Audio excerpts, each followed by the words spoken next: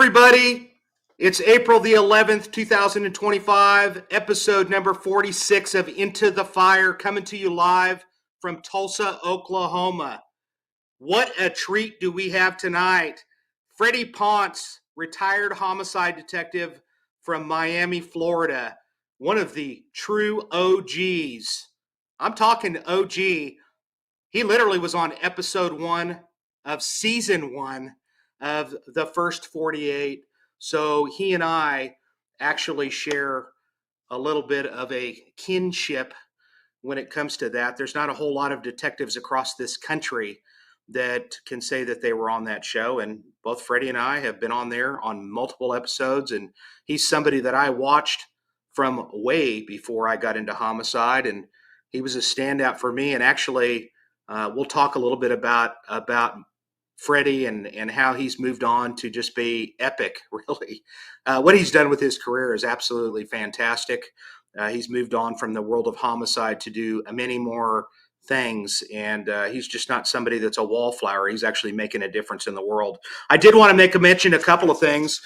This I wasn't able to be here the last couple of weeks, so for those of you that managed to find other things, hopefully you came back.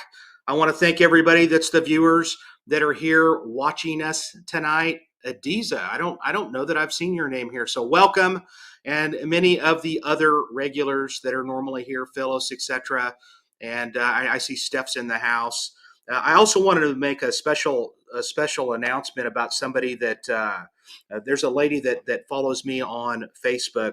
Her name is Christy Mangano. I hope I'm pronouncing that last name right. And Christy's mother, she wanted me to give a shout out to Christy's mother, and her name is Janice Yako, and she hails from Howell, New Jersey. And thoughts and prayers for you, Janice. She tells me that Janice is a super fan of the show, and she's somebody that just recently, unfortunately, got diagnosed with cancer, and she's been a little bit down in the dumps because of that. And she had said to me that basically she is like just the rock in their family and does everything for her family and has forever. I mean, just is that person that everybody gravitates towards, etc. That is just an amazing woman. So Janice, thank you for being a fan of not only myself, but what a bonus tonight, since I'm mentioning you're going to have Freddy Ponce coming on here. And that means the world to us. Also, I wanted to mention that I spent some time. I'm on a committee for the Homicide Investigators of Texas, and thank you, Phyllis. Prayers go to Janice's way for sure. And those of you, if you think about it, send a prayer her way. I know that it's very much appreciated. Also, I wanted to mention once again that I'm on the committee of the Homicide Investigators of Texas, and I got to serve my first time as on the committee this couple of weeks ago, and I'm going to say this personally. That's saying something. If the Texas Association has got an Okie on as part of it, so I'm really proud of that. I believe me, I'm honored to be a part of it. Some of the people that I helped bring on for them to have as speakers is our friend Summer Benton. And she's Atlanta Homicide, also featured on the first 48 previously. I got to hang out with Summer for a little bit, and she's a ton of fun. Actually, me and my wife, we went out to dinner with her and had a great time. Lots of laughs. Also, we had Billy Queen there. We had Billy Queen on the show, a couple of weeks ago, and I got to hang out with Billy. And also the infamous Gil Carrillo, who is the lead detective of the Night Stalker case, and just a lot of different people. And Lexi Gage, actually, she was in one of our episodes as well from the medical examiner's office in Oklahoma City. She actually was there attending. So I had 4 of my previous guests that were there, and what a ton of fun that was. I'll try to put some pictures up in reference to that. But it was a good time and so forth. So let's get to this. And Freddie said basically we can hang out here for the next hour and 15 minutes, 20 minutes, whatever. When Amanda gets done, then we're going to have to be done. But she's allowing us to stick around a little longer than the normal. So I'm going to tell you a little bit about Freddy Ponce, actually Dr. Freddy Ponce, PhD. He's also a graduate of the the NFA. I'm going to get into what that is. That's the I think it's the, we'll get into it. He's the instructor and investigative consultant. Dr. Freddy Ponce is the owner of Citigroup Criminal Investigations Training Group and has been involved in law enforcement investigations for over 24 years as a member of the City of Miami Police Department, and was part of the homicide unit conducting all aspects of homicide investigations, and still has close ties to the department. He is a graduate. Okay, this is what it is. He is a graduate of the National Forensic Academy, class number 55. As part of the Citigroup Investigative Consultants, Dr. Ponce specializes in homicide investigations, major crime management, and interviews and interrogations. That's awesome. He graduated from Nova Southeastern University with a master's in forensic psychology and obtained his doctorate PhD in criminal justice and behavioral science in the same university. Dr. Ponce continues to mentor and assist criminal investigators that request his assistance from around the world. So welcome to the show, somebody that he's kind of a mentor to me. He didn't know it. Thank you, Jason. Thank you for having me. The legend, thank you for being here, buddy. I appreciate it very much. Thank you very much for having me. I appreciate the time and the opportunity. I'm not hearing you. Hang on a minute. Yeah. Okay. We're having a moment with his audio. I'm good. Yep. Hang on a minute. Amanda hears me. Leave and come back, Jason, she says in the chat room. I'm going to leave and come back. Yeah. We're good. Okay. And apparently it's going to be my debut. My name's Amanda. I'm the producer here with Jason, and I'm going to try to vamp until he gets back. These things happen. June is Friday the 13th, so stay tuned to that episode for fun times. Oh, next Friday 13th, okay. Yeah, in June, yeah. So did you know Jason from the first 48 or just hear of each other?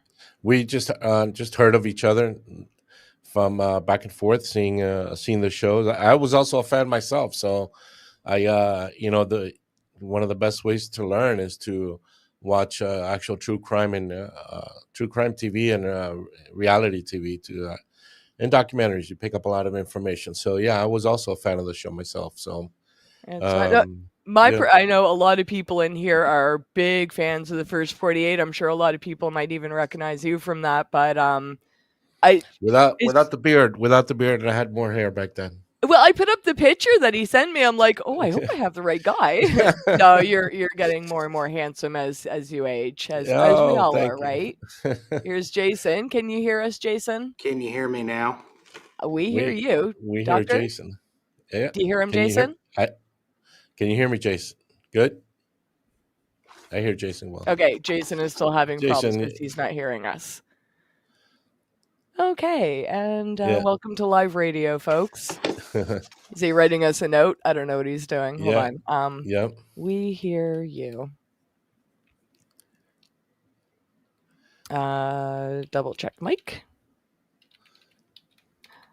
Sorry, folks. This is everything was fine before we went live. We were all talking for a few minutes before we went live, so this is just a small little glitch in the matrix. We'll be fine.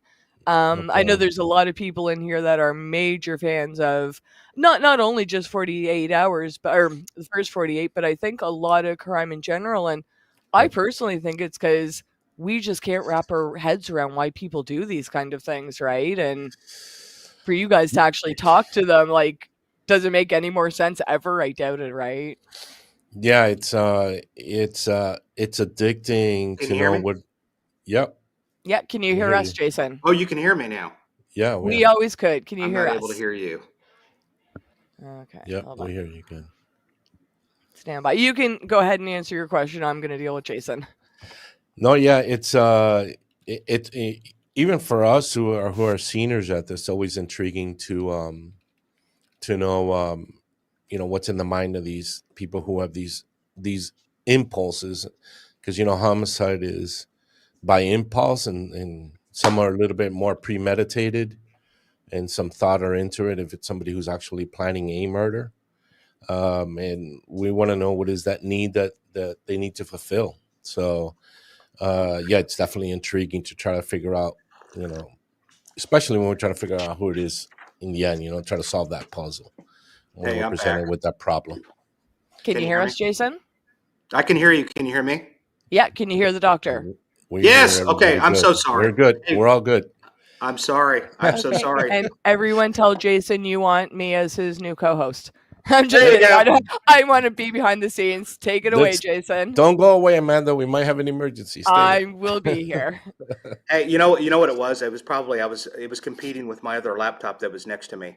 I did want to mention real quick, Freddie, because it may not have came through. Did anything that I was talking about ever come through, or was it just me No, yeah, babbling? we heard everything you said. It went Oh, through good. everything. So, Yeah, okay, great, great. All right. Well, listen, Freddie, I appreciate you being here, buddy. I really do. yeah. You're somebody that you and Thank you, I man. we share a lot of commonalities, actually. And I know that what I want to start with, honestly, is uh, man, how did you even get interested in becoming a cop to begin with? How did that all start out? Wow, I'll tell you, that story is a very, very long time ago when I was about 19 years old. I was looking for a job, and a friend of a friend who owned a detective agency in Miami was looking for young people who actually wanted to do something fun and actually do some simple work of following people around who were cheating on their spouses. And when I was told that story, I'm all in. I'm all in. While all my friends were hustling around in the streets of Miami, either at the beach or playing basketball, I was chasing old people cheating on their wives, and I was having a whole bunch of fun doing it. And I was fortunate enough that the owner of this detective agency sent me to my first interrogation school when I was 19 years old. I'm 57 now, and I've been doing that work for that long of perfecting and coming up with new methods of interviewing and interrogation. But one or two of my main courses that I teach with my company now is advanced interview interrogations and interview interrogations and interrogations for homicide investigators, amongst all the other courses I teach with my company for homicide investigators. So if that's something I've done throughout my entire career. So I did that for a couple of years. I did some missing person cases. I left to the military for 4 years and still doing research with that. And then when I came back from the military, my goal is I was pretty proficient at interviewing witnesses already. I was pretty good at it. And my goal was that I wanted to interview what I thought to be the worst criminals in the world were sex offenders. Is what I wanted to apply those skills at.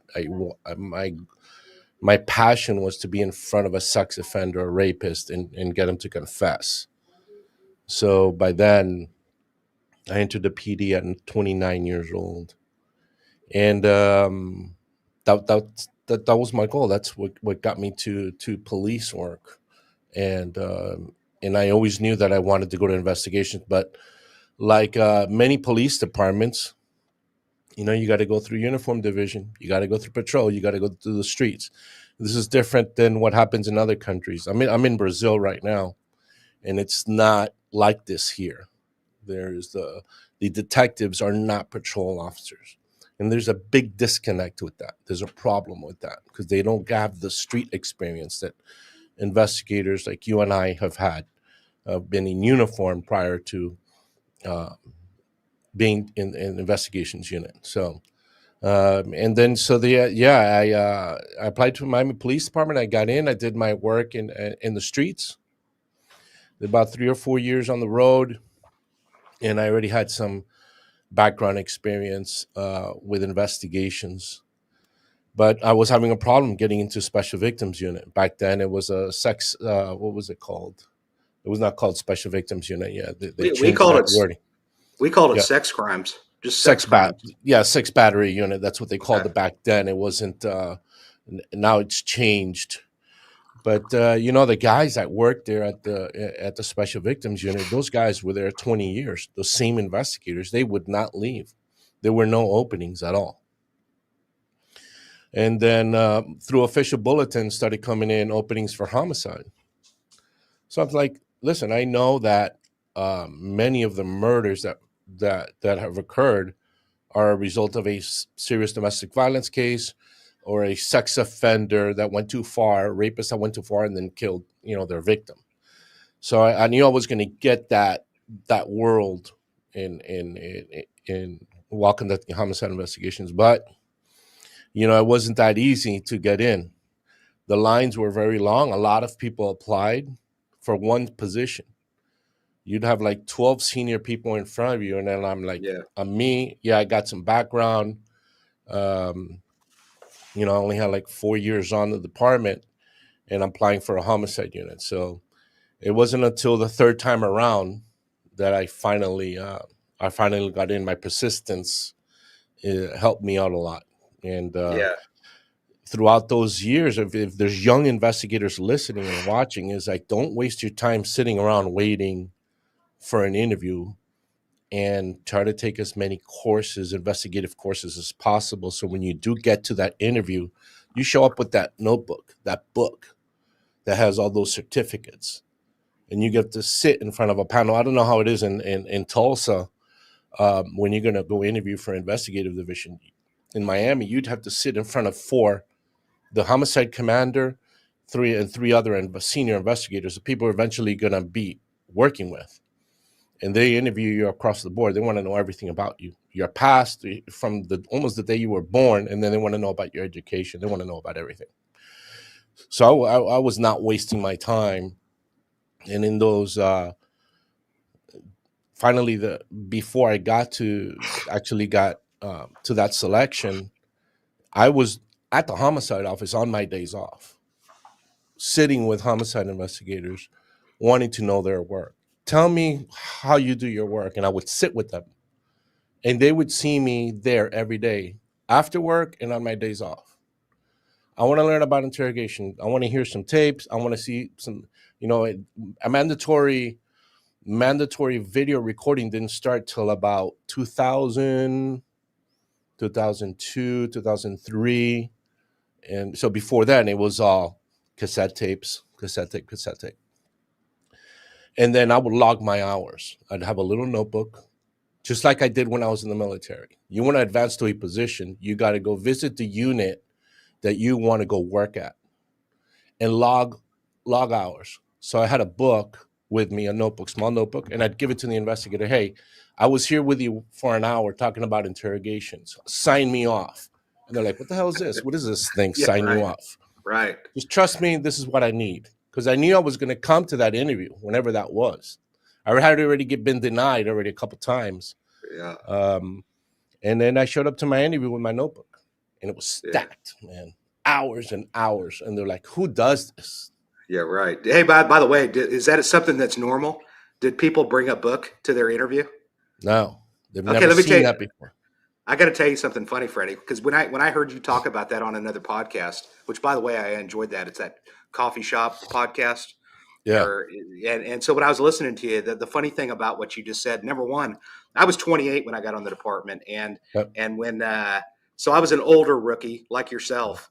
And I went through rejection a couple of times previous to that, too. It was a little bit different for us. The first time around, I think it was more the good old boy system where, you'd hear through the grapevine that you just didn't get it, but it was one of those deals. You weren't selected. Then they started interviewing people. And then by the third time, when I went in there for my interview, I said, they'd called me in earlier, and I told them, I said, they said, well, that pretty much covers it. And I said, no, that doesn't cover it. I'm going to get my money's worth, and so are you.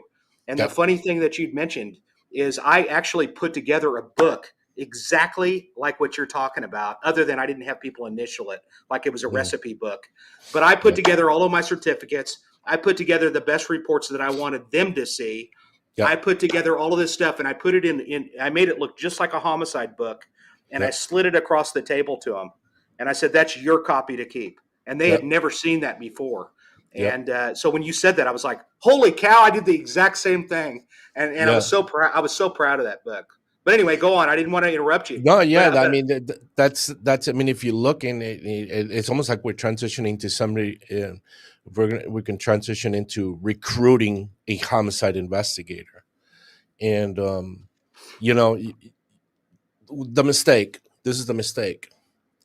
We're gonna get our friend, our buddy, because he's cool, and we want him in the homicide unit.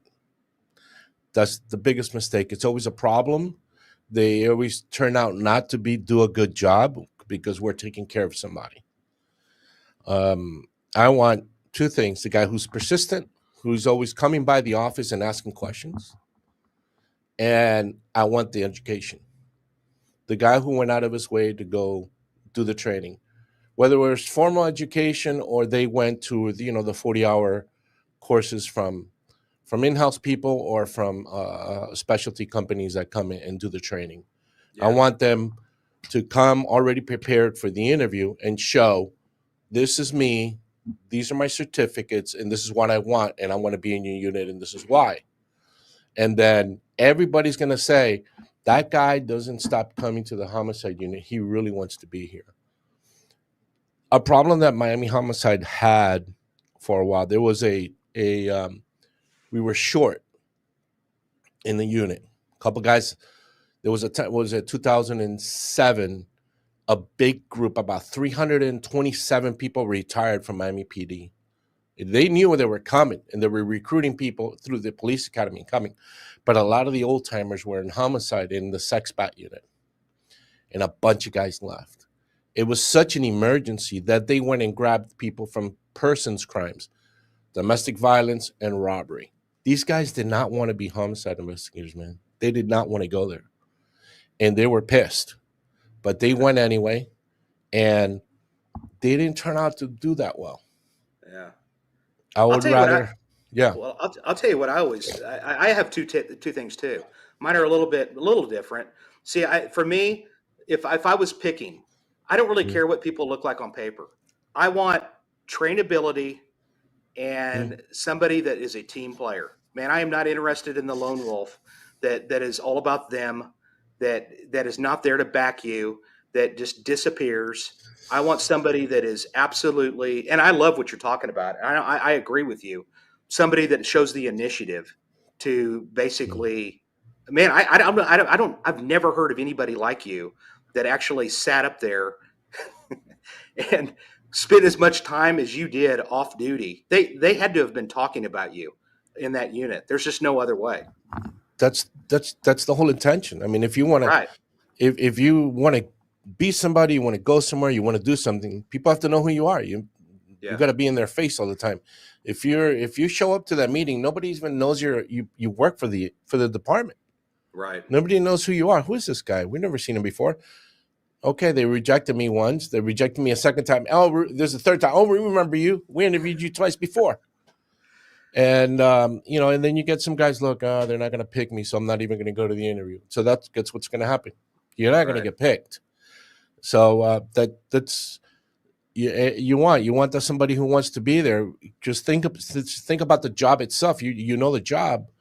If you don't want to do the job and you don't have a passion for it, you're not going to do good work. You're not going to do good work. So you want to be there, and I want some education. I prefer to recruit somebody from a persons unit, somebody that wants to be there and already has some experience interviewing. Give me somebody from robbery, give me somebody from domestic violence, but that they want to come to the unit, not that they don't want to. They want to come, and they have experience already doing interviews, so I don't have to waste my time training. I get a new guy that I'm training. How proficient are you at interviewing witnesses? Give me that. You're really good at that. We are making a lot of progress. I don't have to babysit you with sending you, go interview a witness for me and bring it back. Let me hear the recording after. So that's a big one for recruiting. Recruit somebody from persons crimes. Yeah. Harder. It's harder to bring somebody straight from patrol. You'd have to hear about their background on education, but I definitely look for domestic violence and robbery. Yep. Yeah. How big is Miami PD? As far as authorized strength? 1,500. Okay, so it's pretty good. It's pretty officers. good size. Yeah, it's pretty good Yeah, size. You're 1,500 definitely you're definitely busy. I mean, there's no doubt about it. There's tons of crime there. So you get. I agree with what you're saying. I think that's great. I also would like to see somebody that comes into the unit, and I think that we're kind of guilty of this a little bit too. Is that I don't think we set the parameters down on as the way it should be. What we expect of Mm, them. Their squad expectations. When you come in the door and they put out a skeleton call, I don't want you to be sitting at your desk while we're getting up to move to go to it. You should be beating us out the door to go see mm, the skeleton call or the death call or whatever, to go, hey, can we go to that? That's what I want to hear. And then right. ask me questions, even if you know the answer to it, to make me think that I'm important. You know what I mean? Ask Mm, questions, mm, whatever yeah. you've got to do. So, but that's good. So you get into the homicide. Once you get in there, you're not in there for very long before the first 48 rolls in there. Is that right? We started filming in, I think it was, there was another show filming before the first 48 was Crime Scene Uncovered, but it only covered the CSI guys. So when it transferred to Homicide, the show died there. So they were like, hey, let's come up with this new show. I think it was 2002. And then first 48 started, and then that went for 13 seasons that I was there with them. Yeah, it went a long Yep. time. Yeah, it went a Yeah. long time for sure. You when they came in there, tell me a little bit about what that you're for you guys it was completely different because you didn't have somebody to kind of see how it went with other cities. For you guys, it was a brand new thing. So what was that like? Yeah, we were the first city that launched in first 48. We were the first city. Working with the field producers, the guys. Yeah, at the beginning it was a little odd, man. It was a little weird. Because we it was you were talking about trust. We needed to trust them. We always had control. We always set the parameters on when they can film, when they cannot film. They were always called all the time. When the sergeant received the call that there was a homicide, they were like the second person called, and then all the other detectives got called in. So some of them were on scene before we even arrived because they lived in the city. They had apartments. The producers were rented apartments in the city, so they can get to the crime scenes faster. Yeah. So it's being comfortable with them. That initially the camera in the face is exactly what it is. It's a camera in your face the whole time you're there, the whole shift. And there's like two guys. Never really saw three guys with cameras. Always two guys, or a lady. And the camera in your face was uncomfortable initially. It was tough. And then I think we only really had a problem with one guy, and it wasn't a big deal. When we told him, hey, look, you need to put the camera down. We're gonna have a private conversation. He was still with the camera up, so we had to stop talking, and then we had to had a separate meeting with him, and then call New York, and this little thing like that. It wasn't a big deal, and then we had another problem with a guy. We told him to get out of the crime scene, and he wouldn't get out of the crime scene.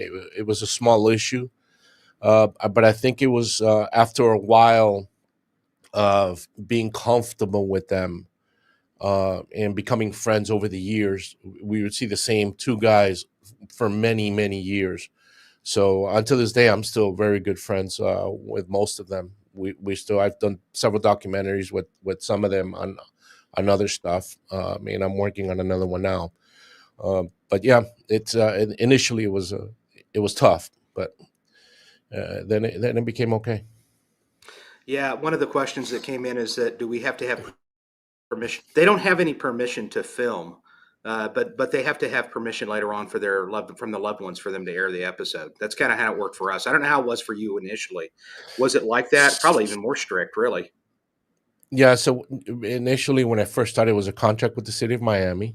It was a several meetings with the city, some meetings with the chief of police, with the homicide commander, and then all of the investigator had to sign a release that their faces are going to be on TV.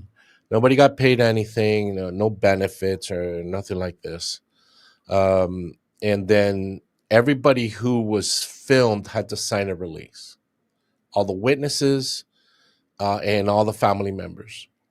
So if you saw a blurry face, it's because they didn't get a signature.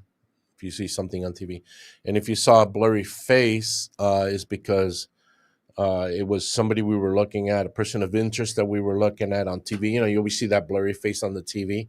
Yeah. Is because it was not a suspect, an eventual suspect in the end. Yeah. So I want to talk about a case that I thought was interesting that I'd heard you talk about previously, and I don't know if it was your first case or your second case, but it was a triple. You got called out on a triple homicide or something along those lines. Does that ring a bell to you? Had a couple triple homicides. I don't know which one you're dealing with. Well, the one I'm referring triple to is doubles. when you get there, it turns into an actual double homicide because somebody was, somebody was The kid that was acting dead. Yeah, when the police arrived on the scene, he was so scared. Even the officers that were on scene calling for the triple, and then she touched the kid, and the kid was like, "No, I'm alive. I'm just staying here because I don't know if the shooter's still around." Yeah, that's crazy. We've seen some pretty crazy stuff. A lot of crazy cases. It's tough. It's a tough job, man. We've seen a lot of horrific scenes throughout the years. Yeah, no doubt. I tell you what, one of my favorite episodes of all time, actually, of all of the episodes from the first 48, comes from Miami, and it's just a scene that Irvin's Ford basically brought one mother. You know probably what I'm talking about. He brought the mother of the suspect in to talk to the mother of the victim, and I thought that was freaking brilliant. Number one, and I think that it paid some dividends really to try to get that individual to turn himself in.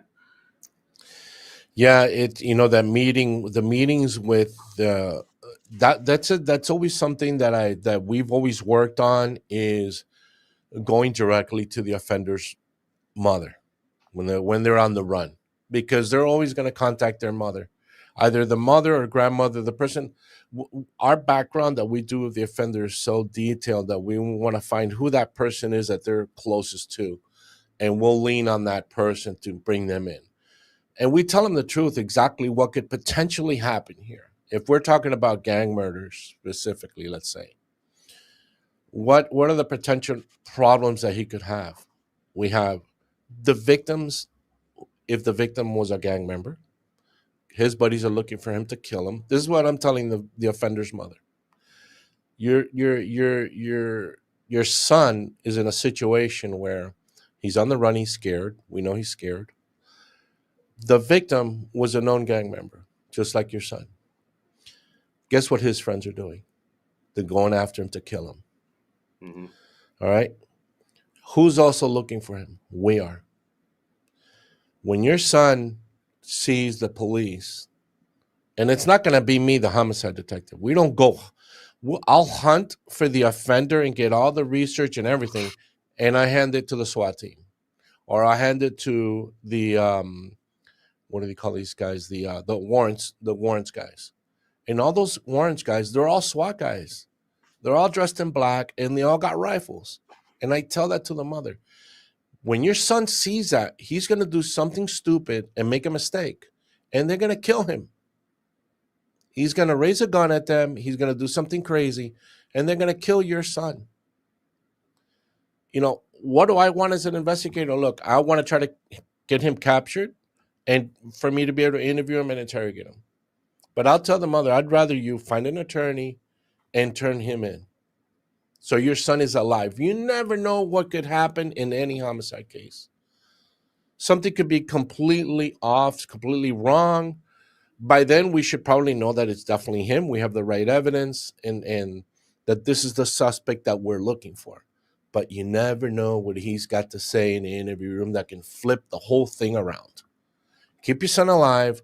I know he's contacting you. Call me. Here's my card. That's at 10 o'clock at night. I'm talking to the mother. Guess what I'm doing at 12 o'clock at night? I'm knocking on her door again. And I'm coming back at 3 o'clock in the morning. And he's going to know about it. And that offender does not want you to mess with his mother. And he doesn't want her to go through the pain that he's causing her. So he's going to turn himself in. I've had that happen many times, many times. My favorite thing was always to have them come without the attorney, obviously, and I would get confessions, and I've been able to interview several, even with their attorney present. But yeah, you got to tell it exactly like it is to the offender's mother. You got to tell them the reality of the seriousness. A lot of people will knock on the door. You know where your son is at? No, and then they just walk out and leave the door. Yeah. Extend the conversation a little bit. Let them know exactly what it is. Yeah, I agree with that. That's really good advice, actually. What do you see from, and we're going to jump around a little bit here. What do you see kind of as the difference between detectives today from the detectives from when you were doing it, or is there any difference? I think they're getting a lot of help with technology. They're solving a lot of cases through technology, and I think that's fantastic. It's really hard now for offenders to get away. It really is. I would like to see continue for them to train on their interviewing skills. Keep that going. That's never going to go away. You can have all the technology you want to help you solve the case. You're the manager. You have to put the whole case together. You're going to be presenting that in court, and you're going to have to face the offender. I don't want to hear the excuse of, why should I have to interview him if I got him on DNA, I got him on prints, I got him on camera, I got him on AI, I got him on cell phone, I got him on everything. Now, that you're going to have to face this person and find out why, what led to this position, this issue.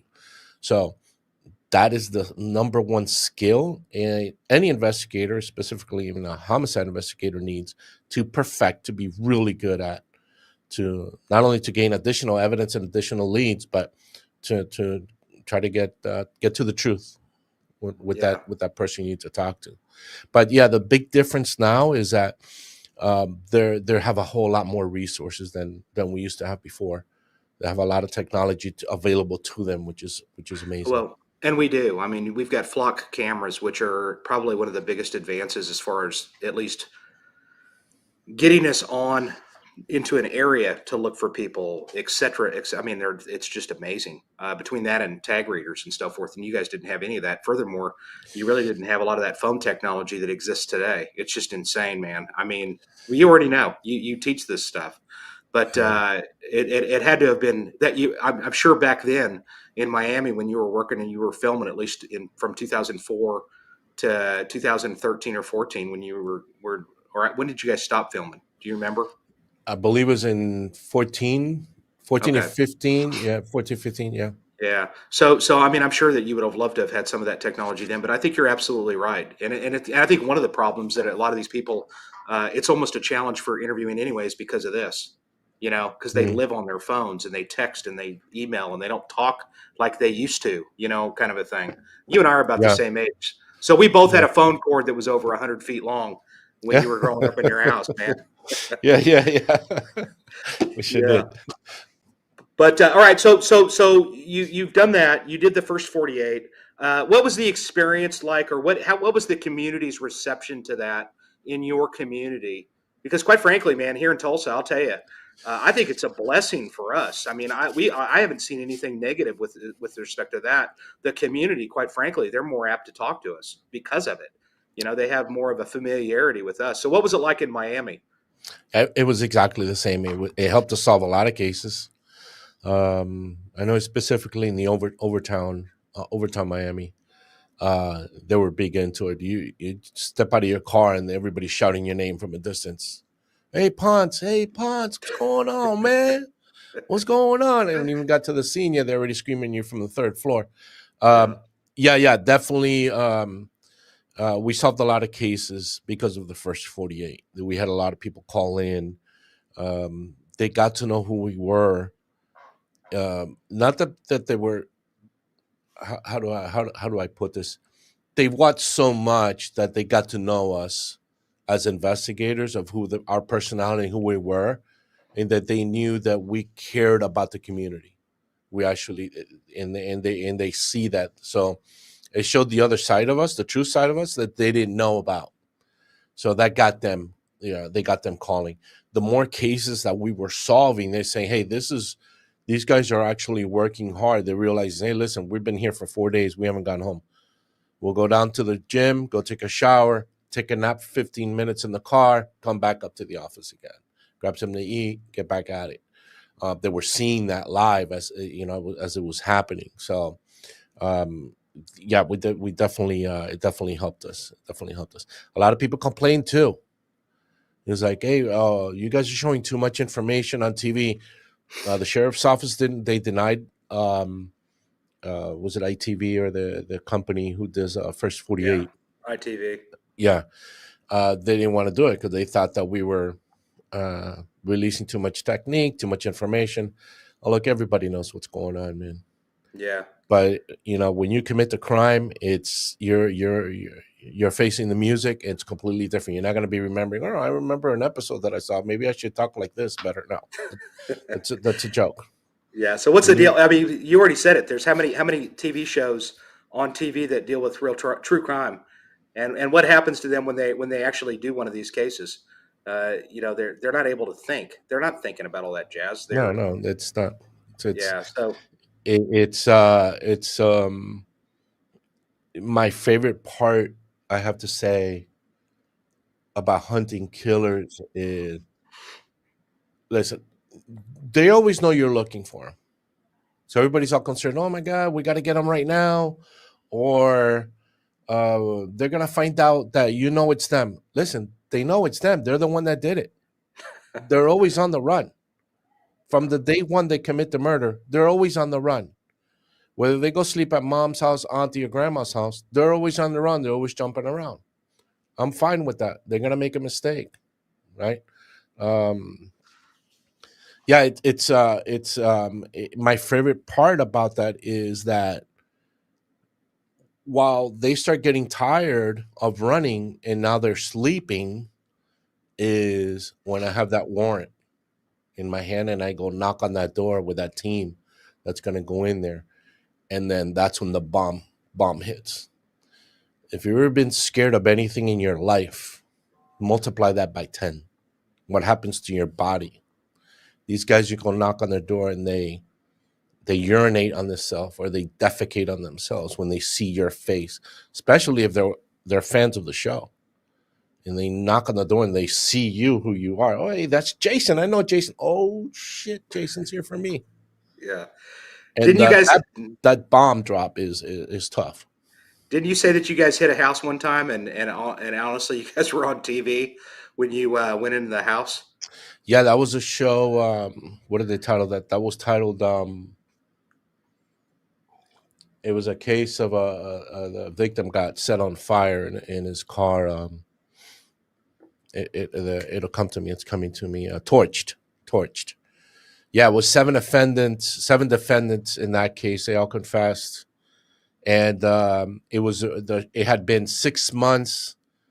I think the show would air like 6 months or 3 months later. By the time they started filming, it would already be airing. So the rerun was on when I knocked on his door. He was watching the rerun of the show that he was in, that we were looking for the guys.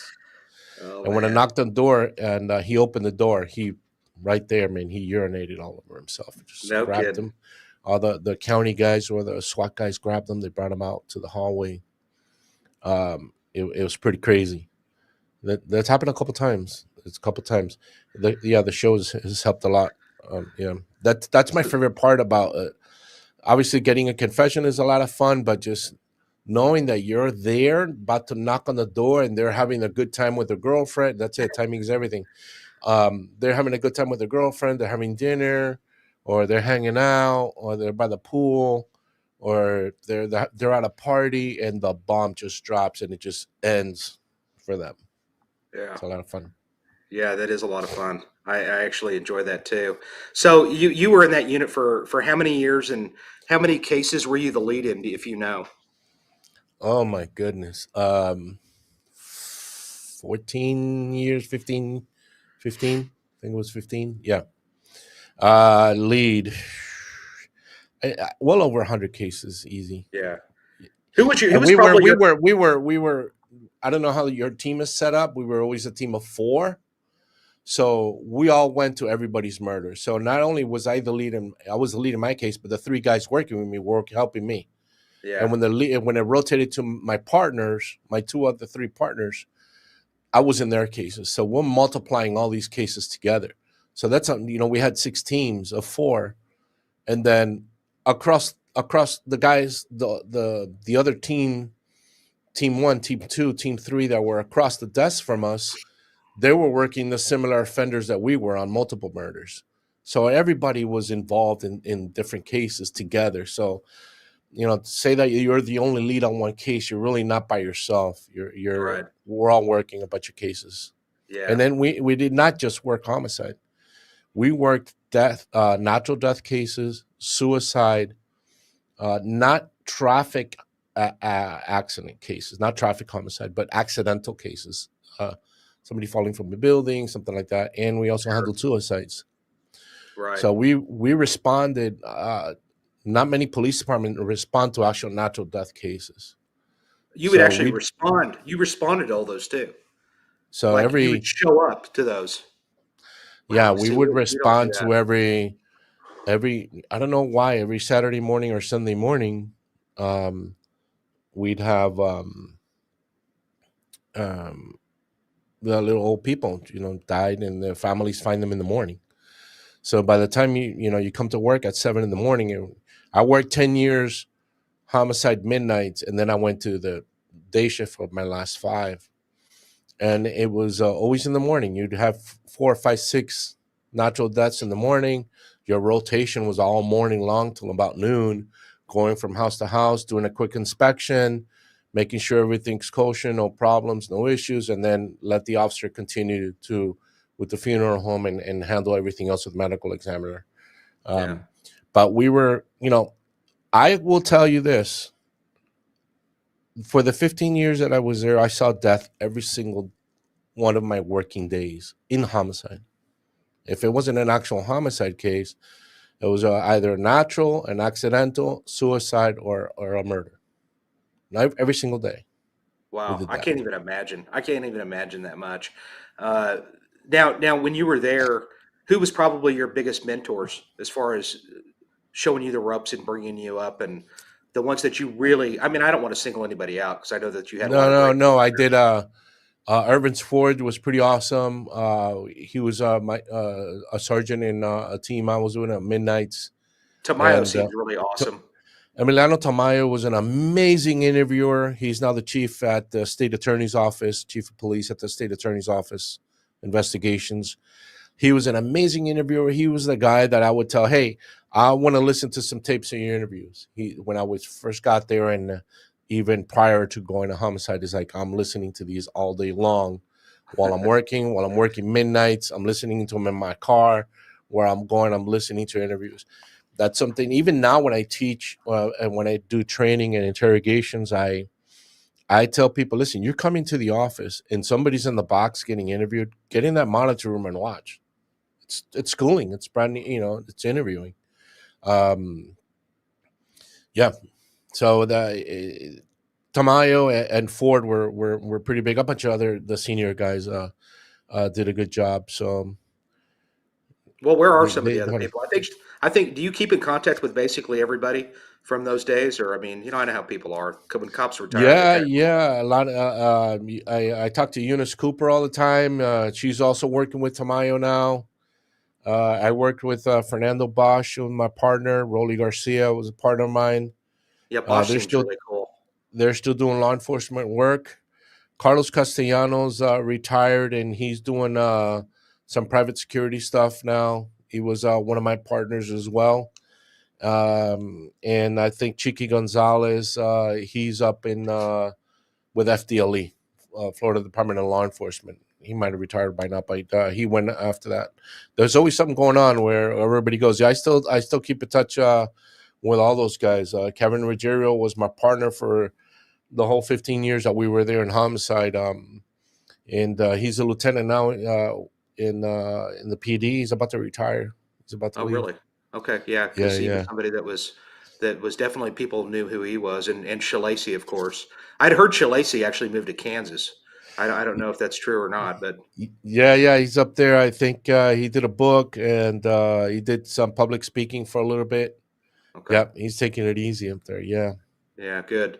So for the most part, everybody's good and moved on. And Irving's Ford, he's basically, isn't he high up on the brass? He's at brass or He's something. up on with another police department. He's assistant chief of police with another PD after he retired Okay. with Miami.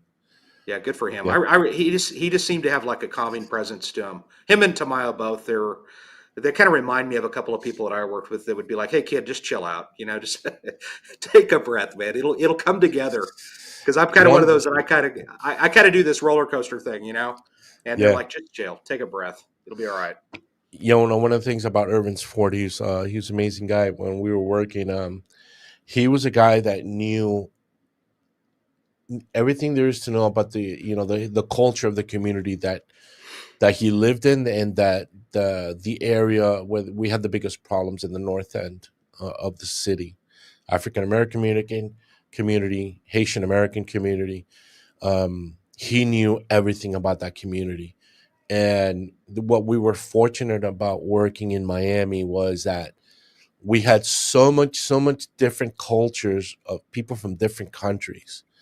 We were so good at not only picking up just accents and knowing where people were from, what countries they were from, but the more knowledge that we gained from every culture when it comes to coming to interview those offenders, we knew everything there was about them personally and about their culture. So when you engage in that conversation about culture, you definitely know that. So in your area, you have the tribes. If you know anything about the indigenous community and the community of the people of the tribe, learn about it. You know, not just when you're interviewing the offender, but interviewing witnesses. And in your time off, you have officers in your own department that are of the same culture. So take your time to learn about the culture of your work. So take advantage of your patrol years and learning about the culture of the community that you work in, because you're going to need that information when you're going to sit in front of a homicide offender Yeah, and talk about their background. You're going to man, learn a lot. I think that's great advice. I really do. So you ended up leaving the department. I think what did you have 24 years when you left? Yeah. In 2019, I retired. I had opened up my company the year before, preparing for this criminal investigations training unit. So I do now. I travel around the country and outside the country, or they come to me from outside the country. I train. I do a homicide investigations course. I do your basic interview interrogations course, an advanced interview interrogations course. I do a crime scene investigation course, case preparation and court presentation, where we train the investigators how to prepare the case, put the case together, and then present it in court. How to testify at depositions, how to present a case to a prosecutor, and how to work in the courtroom while you're doing that. And then I also have a criminal law class that I teach with a prosecutor friend of mine. That she's pretty awesome. Um, yeah, so all those 5 courses, and then I consult on homicide cases where I have families that contacted me, victims' families, who need a liaison in between the police agency and them to guide them to make sure that what the police is telling them is actually true, what Hmm. is happening. I do that here in Brazil a lot. Okay, so And that's interesting. So is that something that primarily you're doing more of that, like in Brazil, the other countries? Because I saw that you've yep, been in some other places as well, not just yep. Brazil. You've been to some other places. Is it something that they just have a distrust for the police? Kind of. Yeah. The community does. Yeah. The police need a lot of help. We do.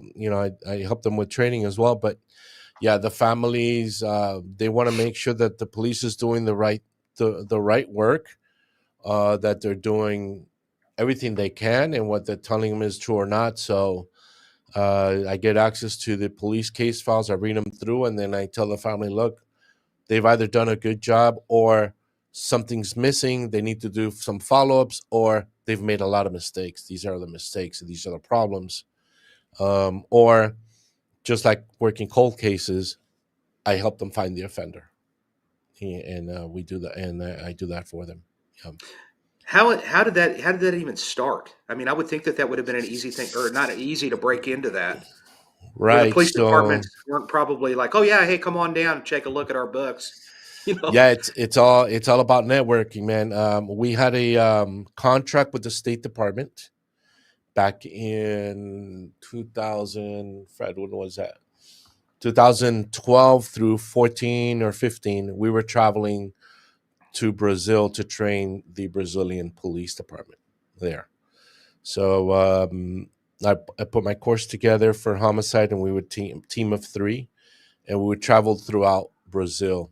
Did about 7 trips to Brazil, to different states, and then I kept that networking. So every class was about 40 to 50 students, and then I created a WhatsApp group with every single person in that room, and I stayed in touch with them throughout the years. When we stopped traveling there in 2015, I think it was Mhm. 15 or 16, we stopped traveling there, and I remained friends with all those people, but they never stopped contacting. So um, several of the homicide investigators would call me and tell me, "Hey, I'm working on this case. Can you help me out? Let's do some brainstorming here." And then it started from there. And then I would be in touch with the victims' families after I had retired and help with cases, and it's worked out. It's worked out well. That's good. So, I want to go back just briefly. What's probably the most challenging case that you ever worked as far as in homicide in Miami? Because that's a lot of murders. That's a lot of craziness. Yeah, Is there one that sticks out? yeah. There's one. That one that I was telling you about. It's, if you guys look up the episode called "Torched" on the first 48. It had two. There's another show called, what is it called, after the first 48? Yeah. Yeah, well, I did a second episode with that as when we went to trial. The difficulties about when you have multiple offenders. I'll get into the. You want me to go through the story of the case? Do we have Yeah. time? Yeah. Absolutely. Yeah. So this case was, the call is that the vehicle's on fire, and the fire department found a body inside the car. Right. So we stood the bike tracking and finding who belongs to the vehicle, identifying the victim, and did belong to the victim in the car, Jesus. Unfortunately, what Jesus was doing, him and his best friend were doing, was they were moving cocaine from South America into Miami and distributing here distributing in Miami in South Florida. So Michael, one of the main offenders in the case, set up a meeting with the victim and say, "Listen, I need some kilos of cocaine, and I want you to give me some of that so we can distribute." And he's like, "Well, you got to hold on, man, because you owe me from the last time I gave you kilos, and you didn't pay. So you owe me for 3 kilos before we can do any other deals." So Michael was a little bit bent out of shape about it. And what he ended up doing was, you know what, I'm going to set up a 21 kilo deal, see if I can set up a 21 kilo deal, and then find out where he has the drugs or the money, and take it from him. So the only way he could set up the deal was actually to pay for the previous one. So he actually paid for 2 kilos cash, and then the victim accepted the new deal, the new 21 kilo deal. But by then, Michael had set up a crew.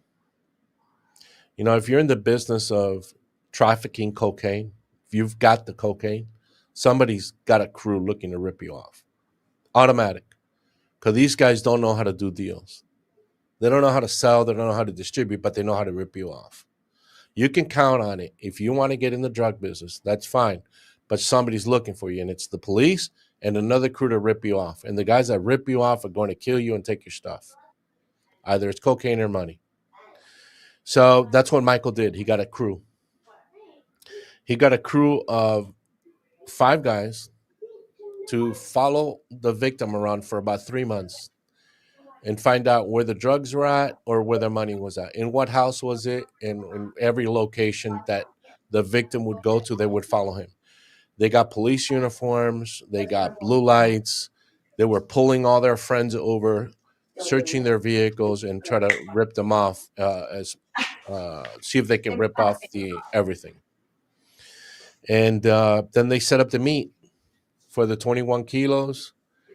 And the 5 guys show up. They meet him at a gas station, and they kidnap him. Hey, Freddie, hang on a quick minute. Yeah. 21 kilos of cocaine. I mean, what are we talking about value of that? That's got to be through the roof. Back then, that was $14.5 for a kilo. Wow. So big bucks. Yeah. Big money. Yeah. All right. Go ahead. I'm sorry. Yep. I was curious as to what a kilo of coke would go for. Yeah. Back then, that was 2005. Yeah, 2005. That was going for about 14.5 back then. I don't know what it is now. I don't know, because we just don't see cocaine here in Oklahoma like you guys did in Miami. You guys are like a point of entry, from Mexico. I would guess. They just had a big bust a couple of days ago. So they set up the meet. They grab him, they kidnap him, and then they keep him for about 5 hours or so. The cocaine ended up being at his mother's house. They make him call his mother to push the vehicle out of the way, out of the driveway from the house when the kilos were inside that car. So the mother saw when all the offenders came in, all these caravan of vehicles, when her son was tied up in the back seat. He had already been shot one time in the leg by that time. And then what happened throughout the night was Michael, who was the orchestrator of kidnapping the victim and trying to get the drugs, had one of the co-defendants with him, Tick. Tick had another crew on standby without Michael knowing. He had a crew of Haitian guys standing by, another 6 guys. He goes, as soon as I tell you guys I'm gonna take the victim, or we're gonna go get the drugs. So Michael ended up telling Tick, listen, let's go to my friend's house. I lost my cell phone in the kidnapping. I'm gonna go into the house, grab a phone, and we'll go get the drugs. When Michael got out of the car, the victim was in the backseat tied up. He took off with the victim, left Michael on the road but with nothing. So that's when the second crew came in. It was a double rip. So that was a pretty awesome case. That lasted about that took me about 9 months to wrap everybody up. I ended up getting about 7 or 8 defendants on that case. Everybody confessed. And we flipped everybody and took Tick and Michael to trial. About 5 years after that, 2010, that went to trial. That case was pretty amazing. It was a lot of interviewing. Those cases that are big time, you see few and far between like that. Big cases like that, serial killer cases, you may see some. But when you have to do, I really enjoyed that case because I had to interview so many people. There were so many gang members involved in that case. I was particularly got hooked on gang murders, Latin Kings, what do they call syndicates? On some of the gangs that were formed in Miami.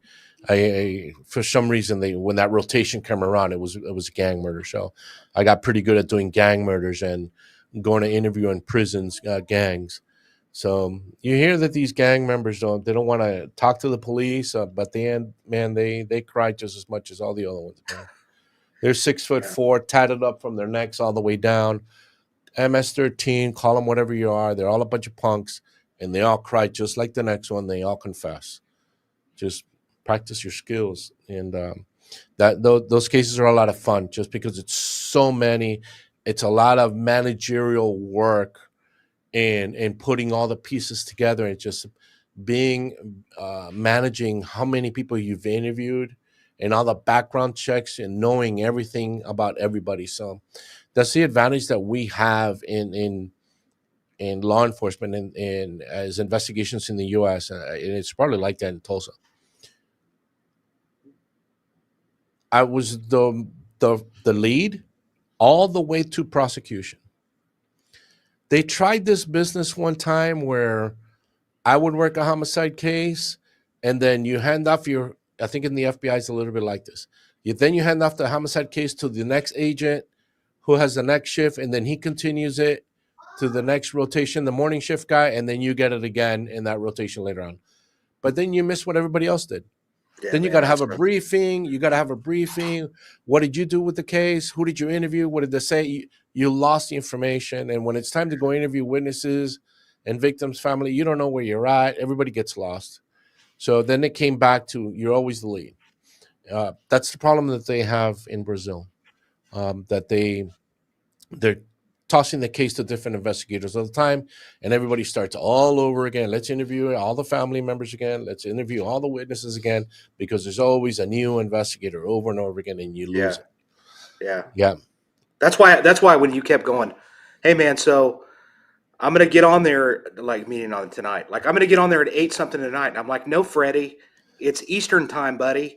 I'm Central. You're 1 hour off. I didn't realize you were in Brazil. I kept thinking, man, what's up with him?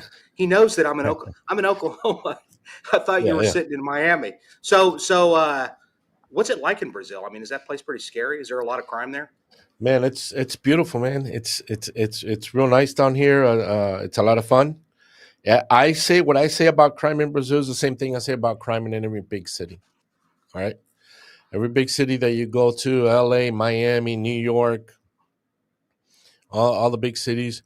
If you're hanging around in the wrong place at the wrong time when you shouldn't be doing, you're gonna find it. Yeah. Just like any big city, you're there. Everybody's got an issue. All right. And if you want to look like and act like a victim, you're gonna become a victim. So just be aware of your surroundings.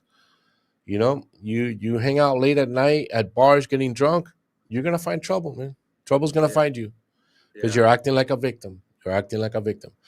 So if you're hanging around in the wrong neighborhood, you know, you're there. You're not there looking for a bar, you know, for a party or something. You're looking for trouble, man.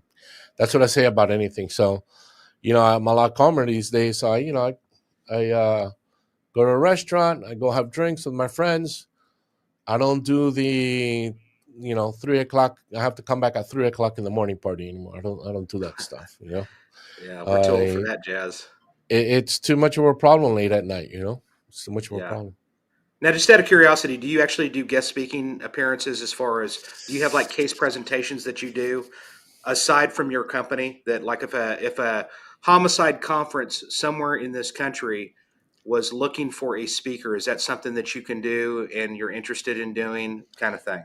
Yeah, for sure. I do it down here. I've done it before. Yeah, sure, no problem, man. If you got something going on, and I'm over there in Oklahoma, I'll be happy to go up there. Well, I've got ties to other organizations, man. I was thinking like Virginia and maybe Texas, and because I think that I'm thinking so when you're dealing with those type of gangs down there, and it sounds to me like you kind of got. I know you say it was tons of fun, but you know, gang murders to me are not exactly something that I just live for. Although I do get my more than fair share of them sometimes, and I'm like, okay. Sometimes I'm like, why me? But because those are tough. They are. They're tough cases. They're tough cases. They're not all going to talk to you either. You know, I think I would have to say, I will tell you this: the toughest people to interview are juveniles, the young kids, because they don't understand what consequence is. When you're speaking to an adult and their liberty's at risk, it becomes tough for them. But these kids don't understand what that means. It really does. Their frontal lobe has not developed enough for them to understand what consequence is. So their crime is either by impulse or it's planned because they have to do an initiation, but they're not thinking ahead. They're at a half hour interval. That's it. They're at half hour, 30 minutes, and that's their capacity. Anything after that, they don't reason, they don't understand it, and even when they're told in front of them, you're in a lot of trouble, they don't get it. They don't understand it. They think they're going home. They're used to the juvenile system. What happens to the juvenile system? You take them in. It's not a holding cell. It's an open area.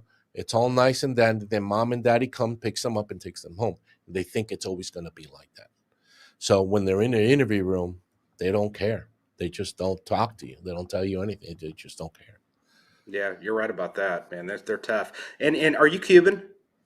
I'm not Cuban. You're not. I am not.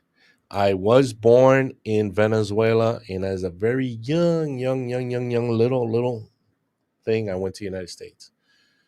I then was about 3 or 4 years old when I went to the United States. Okay.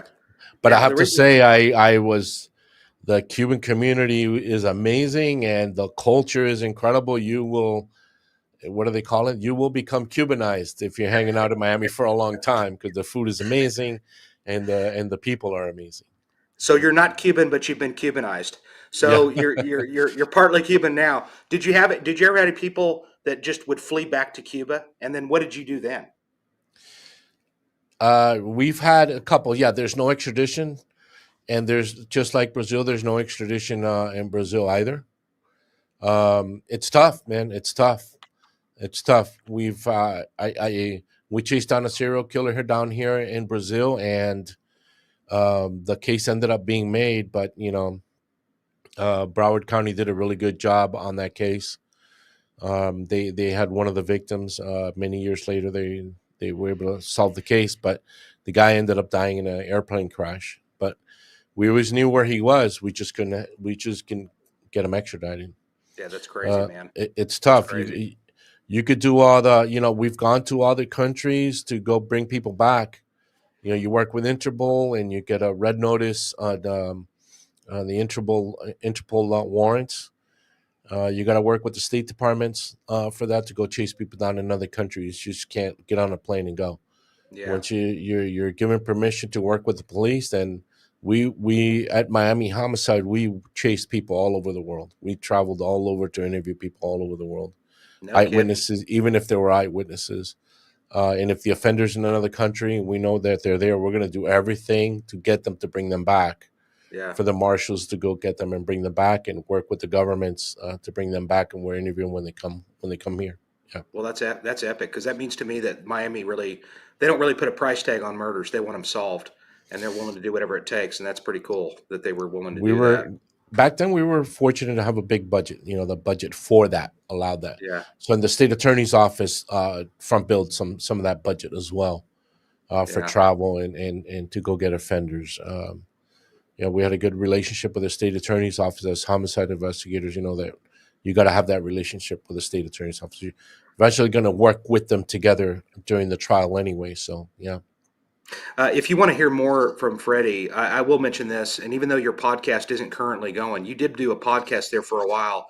Amanda, throw that picture up of his podcast that I'd sent you that photo. And I think I did. Yeah, there you go. Talking Murder at Talking Murder. You can follow Freddy on Instagram. You can actually, there's his Instagram account right there. Check out his website on the other. But the Talking Murder podcast, you did a handful of those at least. You did several episodes. They're still up. You can listen to them. And you just said that it kind of got in the way with your school, et cetera. But that's something you're planning on maybe revisiting. But as you can see here, the studio's set up. So I'm about to start getting some going now. So I think that would be great. Because what you were doing, what was the preface of that? You were talking about murders and how to investigate them and being better at it, right? Yeah. It's what we're doing right now. It's what you and I are doing right now. It's educating the new investigators. It was part of my training. I'm doing the actual training now, and additional information for them. Just additional information for them, to get better at their work, and talking to we're talking to judges, attorneys, other investigators, techniques. I was putting it out there. I really didn't care about it. Everybody's concerned. Oh, you're putting too much information. You know what? I don't care. It's not the same. So more information, more people are going to get out of it. What you're doing, interviewing all these investigators and prosecutors and judges, and we need that training, man. We need that knowledge for investigators. They're just going to get better. They're just going to get better.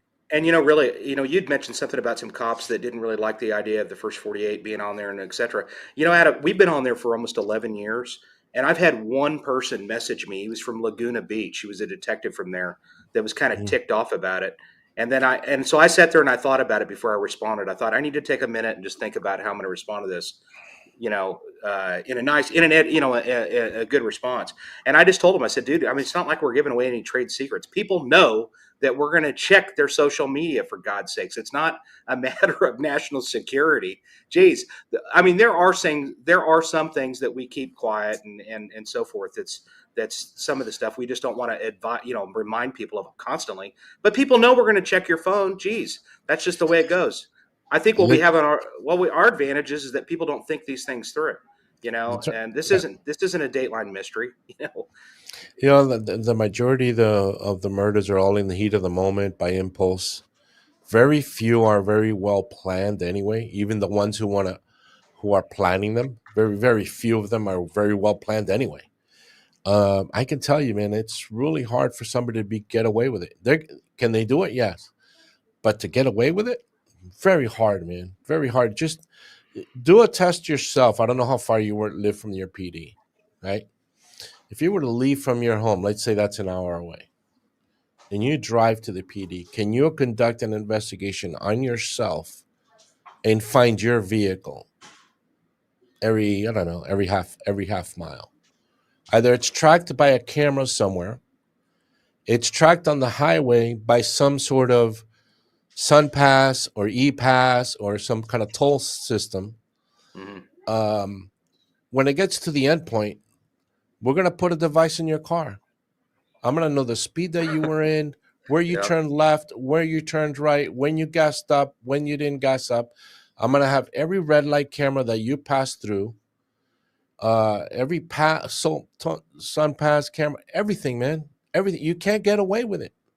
yeah, I'm gonna track you, and you're gonna be able to track yourself that hour drive all the way to the police station. If you just think about it, can I leave, commit a murder, and go to work, and say I didn't go to work? It's not gonna happen. Forget your cell phone. hmm Forget your cell phone. We can track anybody, anywhere, at any yeah, time. You're not gonna get away.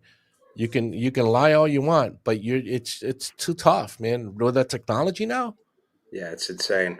the That's a cameras. good. Well, that's a good public service announcement to the people that are tuning in here to educate themselves, man. Because he's right. You're Tough. right, It's Freddie. tough, It's man. not. It's tough. It's tough. People don't like look. People don't like city cameras. There's over 1,000 cameras in the city of Miami, a 34 square mile zone, 1,000 cameras.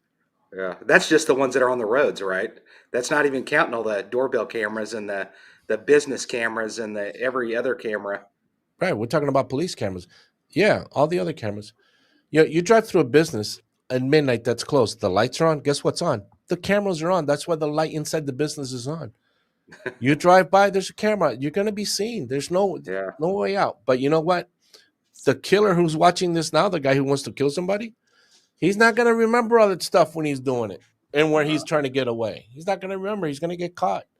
It's yeah. it's it's it's I'm awesome. It's awesome for the new technology. I love it. It's great. No, it is too. It is great. So I just want to remind everybody that number one, Freddie Ponce, man, you're awesome, dude. I really have a lot of respect for you, and I'm not just saying that. The reason why I do is because you've not only did you represent your department well, actually all of Thank your you, man. detectives did. I think that your department just had the utmost professionalism when it came to Thank solving you. homicides, and really you kind of had the look of what you imagine homicide detectives to look like. I mean, really, even down to Awesome.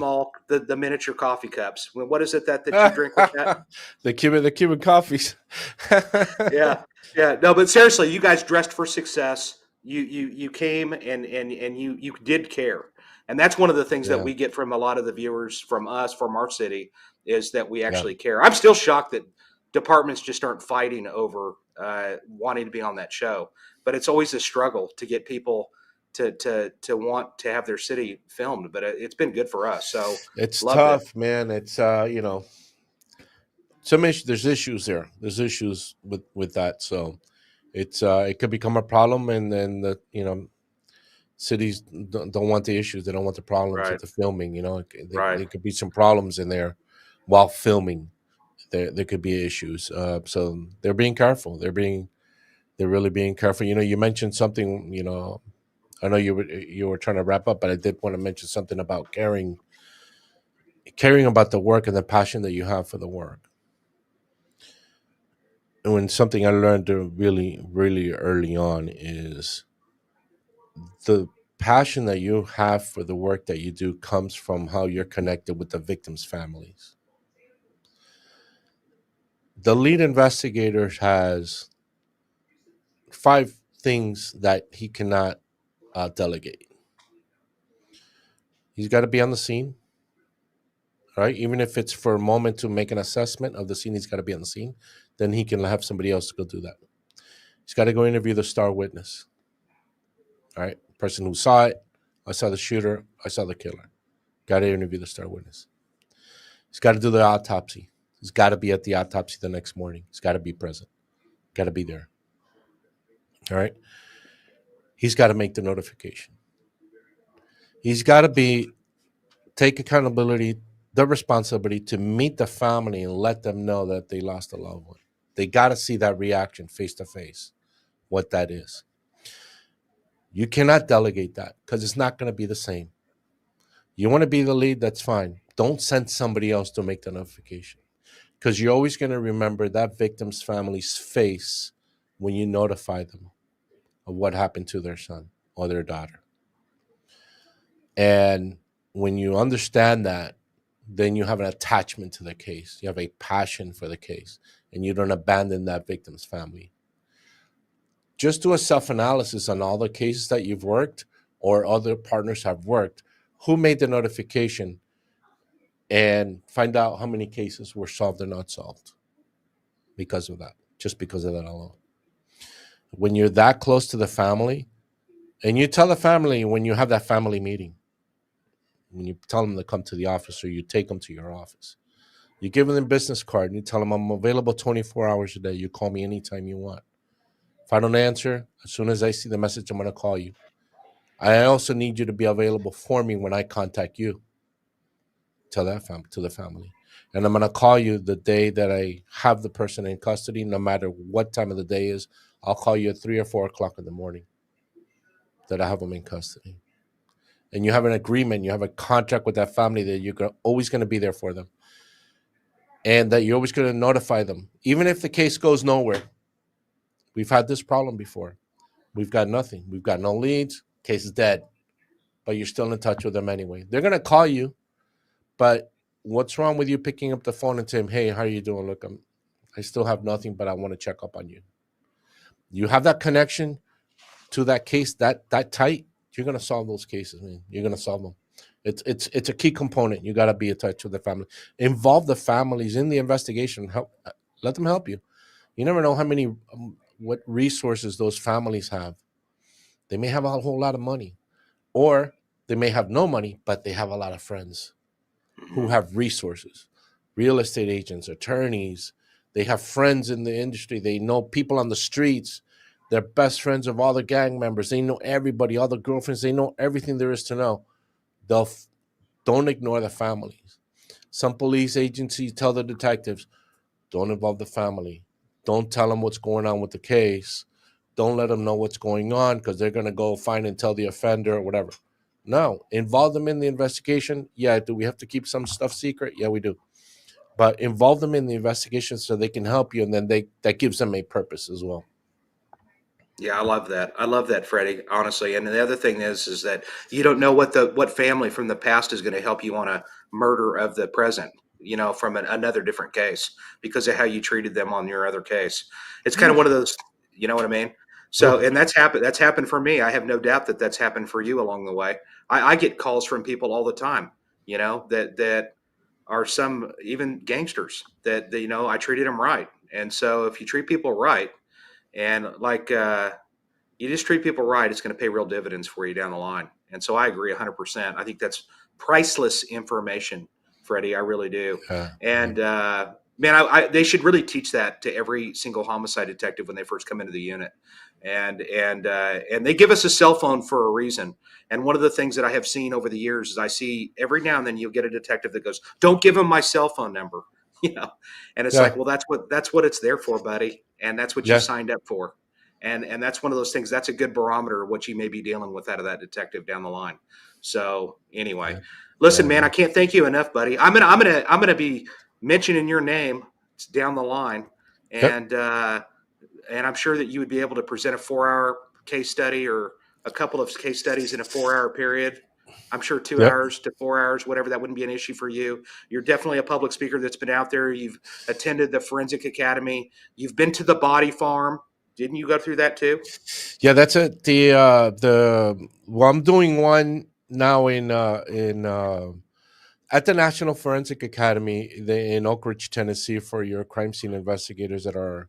If you have any crime scene investigators, yeah, that's at the National Forensic Academy. We do a couple of weeks there at the body farm. There, we do a search, excavation, and recovery there.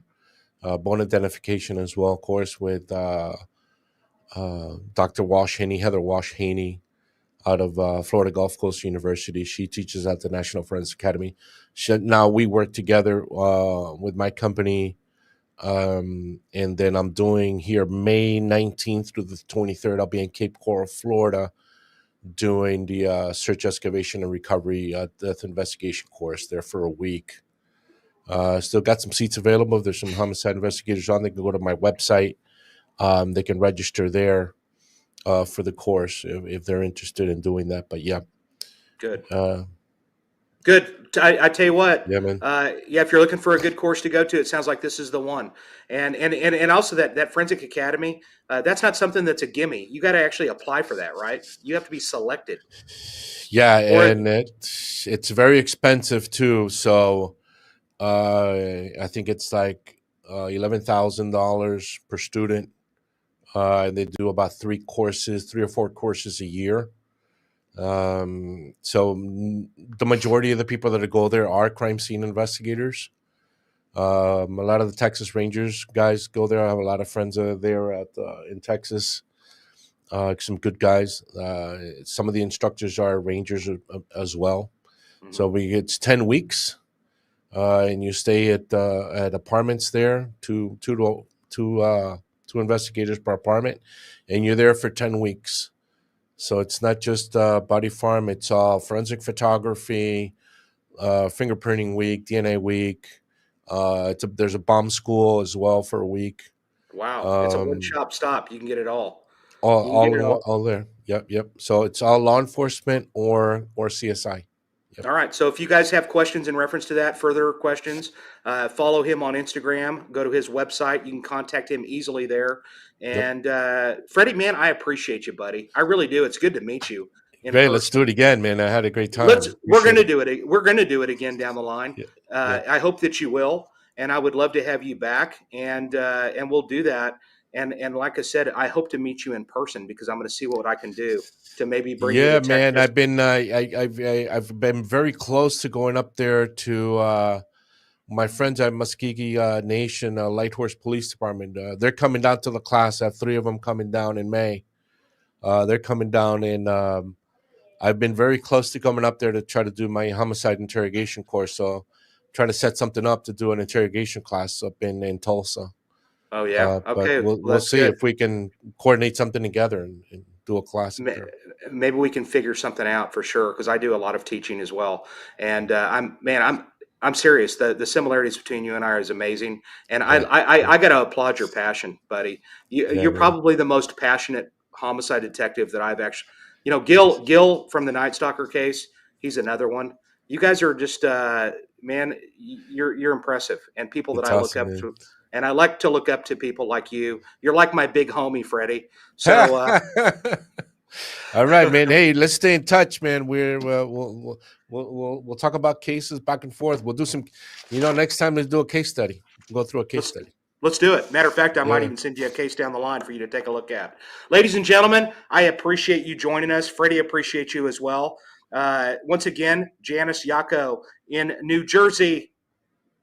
I hope you're feeling a little better, and I'm sorry that you're going through all of this. It breaks my heart that you're doing that. I want to mention one company that I actually had met in San Antonio at the Homicide Investigators of Texas conference in San Antonio. which, by the way, if you're looking for a conference that's very affordable to go to, that's a good one in San Antonio. It's for law enforcement. Check it out. But this company I want to give a shout out to, and I'm not getting paid to mention them, but I was really impressed with them, and it's Atari Trade, ATARI Trade, and they actually make challenge coins. And man, their work is, they'll make anything you want basically, and they'll put your logos on there. And we're talking challenge coins that are like $3 a pop. You're not going to find challenge coins at that rate anywhere else, and I was incredibly impressed with it. And they'll make jackets for you, they'll embroider hats, they'll do all kinds of crazy stuff at a reasonable price. And I at least wanted to mention them, and I thought that was really impressive. Ladies and gentlemen, like I said, thank you again. Amanda, thank you for letting us go a little longer than Thank normal. you, Amanda. Yes, thanks for filling in. I'm sorry about that little bit. That was a real amateur minute, and I'm sorry that happened. But I'm sure that this episode came out great in the end. Thank you, everybody. Appreciate you again, Freddy. We're going to stay in touch. You're my friend now, and right on. We're gonna work together. I can guarantee it. Ladies and gentlemen, thank you again. Amanda, take us out.